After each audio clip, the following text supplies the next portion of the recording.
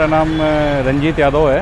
मैं आर्टिस्ट हूँ, इंदौर मध्य प्रदेश से आया हूँ और गिरनारी जी के यहाँ ये पेंटिंग बना रहा हूँ और बहुत अच्छा लग रहा है यहाँ पे। कौन सी थीम आधारित है, आपको बताया ये गया या आपने अपने आप हमको कुछ बताया भी गया है।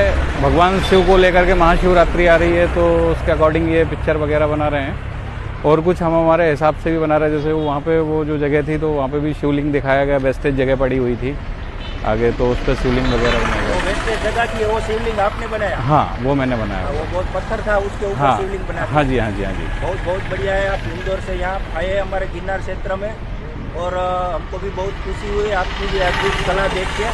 और ये दूसरा मैंने ऐसा चित्र देखा है जो सबसे बढ़िया है, एक भवनाथ टेम्पल के अंदर है। जी जी, ये दूसरा मैंने देखा है जो सब गिरनारी जी की कृपा है, सब वही करवा रहे हैं। और वही सब चित्रों में सेकंड नंबर पे मुझे बहुत अच्छा लगा वो है। आपको बहुत बहुत शुभकामनाएं और thank you very much Junagadh के लिए, आप इतना मेहनत कर रहे हैं। हर हर महादेव। हर हर महादेव, हर हर महादेव।